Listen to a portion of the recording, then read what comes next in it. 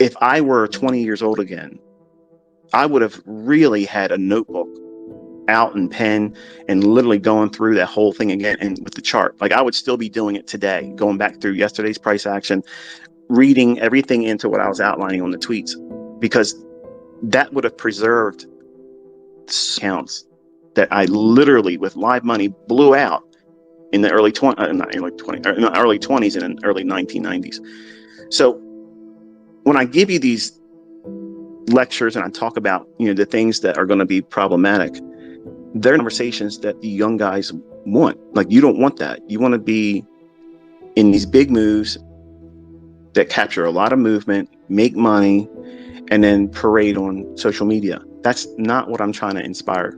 I'm trying to inspire folks to have a sober mindset about the real risks involved in this industry, because it's easy to hurt yourself. You have to go through these long periods of boring price action and looking at things that aren't necessarily going to put anything in your pocket immediately or take anything out. That's the main plus. That's an advantage. So when you're just observing and you're tape reading, not even demo trading, like there's a lot of you that are pushing the button already with live accounts saying, yeah, I made this ICT, I did this with your mentorship. That's cool. I get it. You're excited. All of you should still be in the observation and maybe just starting to work into forward testing. But forward testing is not pressing a demo. Like, you got to be sitting down in front of the market and tape read. Make annotations on your chart without pushing a button. Stop thinking about how much money you're making or losing, and stop thinking about all the opportunities that you're missing. Things repeat. That's some of the better takeaways from sitting down in front of the charts and reading price on a day-by-day basis, because then you'll be convinced rather quickly that there's an ample amount of opportunities over the month. Stop thinking that you have to trade every single day. If you beat yourself up and not know what you're doing and you overtrade and or push, there's a pattern in anything. You can be fooled by randomness. But when you apply logic and the narrative that would be associated with a low resistance liquidity run, that means it's a high probability one-sided price move that is justifiable only on the side that you're trying to trade. In the beginning, when you're learning, it's not going to feel clear to you as to what that means. And that's why I tell everyone, you have to take your time. You're going to get these moments of astonishment where it's like, I finally got that. It's an epiphany where you discover what you didn't realize was important to you. Now suddenly things become a lot more clear. And that is the byproduct of going through back testing, looking through old data and studying it. Many of you learning this, not just under me, many of you are going to discover that you don't have discipline either. I didn't have it either in the beginning. I was literally all over the place, chasing everything, because I felt like there was going to be something else that made it easier. When I discovered the easy aspect comes through the grueling process of going through and reading price, studying this candlesticks, it wasn't candlesticks back then, it was open, high, low, close bar. But the randomness of price action, what repeating phenomenon were taking place, and studying that. And because I was actually taking trades and losing, I was trying to go back and say, okay, somebody obviously made money on the other side of this trade.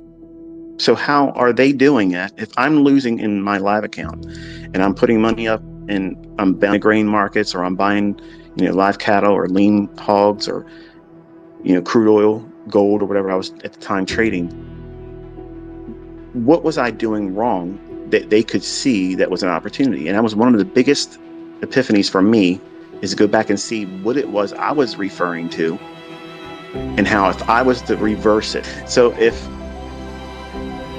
I took it long and I got stopped out, or if I didn't use a stop loss, because I did that a lot in the 90s, I was afraid to put it in the wrong place. So what was the safest way to trade then? In my mind, don't use a stop.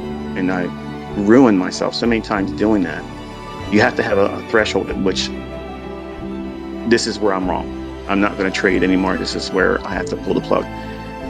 But I would go back in my trades and start reverse engineering it from the other side. Like someone was a bear.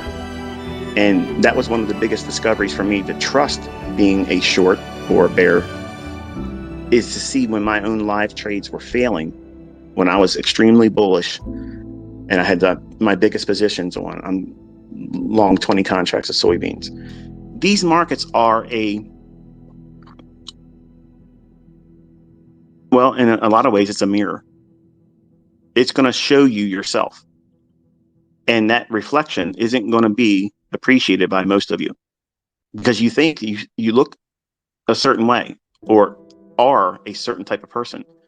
And when you engage in these marketplaces and you put in your opinion or you associate your intellect to what these little patterns and candlesticks are likely to do next, and young men and women, they stake their whole existence and image on the fact that these candlesticks do something that relates to a profitable or positive outcome. Instead of just saying, okay, is this making me money? And how is it going to hurt me?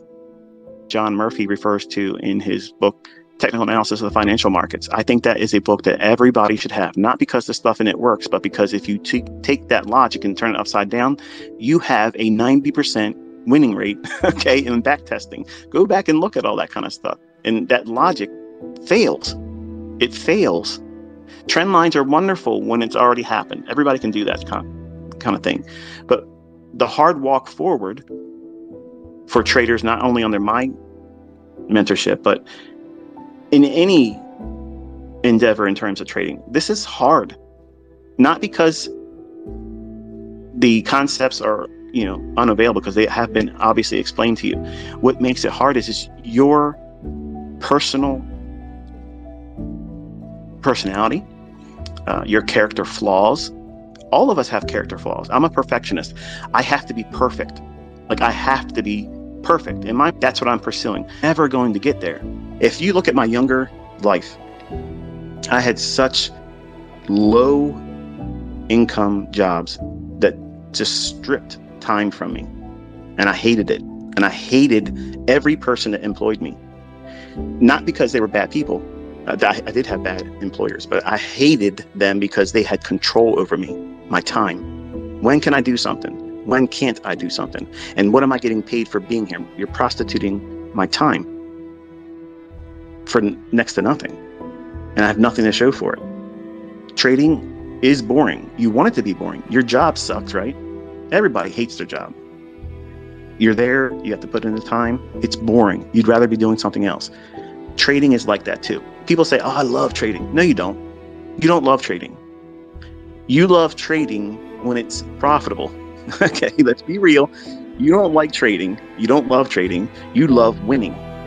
Okay, but everybody wants to love trading. I eat, sleep, breathe trading. Yeah, I do those things and I hate it. I hate it. I love back testing. I love studying price action. I love that.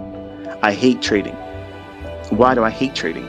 Because every single one of these candles that form, I'm expecting it to do what I want it to do. Think about that now. I'm being 100% honest with you. I want every single one of these candles to do exactly what I want them to do. And that is an internal struggle for me because I have mentioned many times I'm obsessively compulsive. So I want things my way. I am an absolute control freak on every aspect of and when I look at these candlesticks, it's an internal arm wrestling match when they don't bend to my will. So in my approach to learning how to beat these markets, I had to align myself with how they book.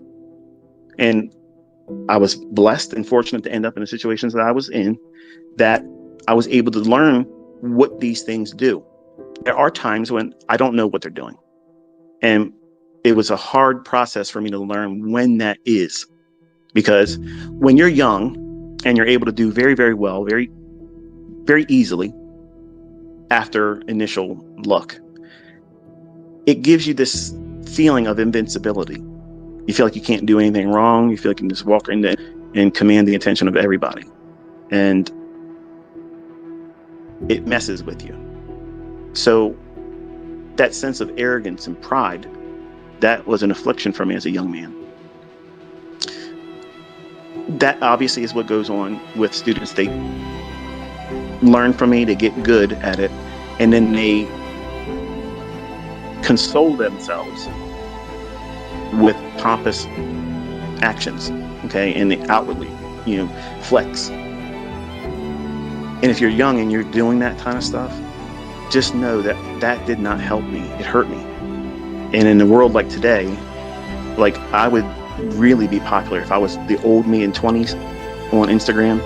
I'd probably be one of the biggest followed persons on Instagram in the trading circles.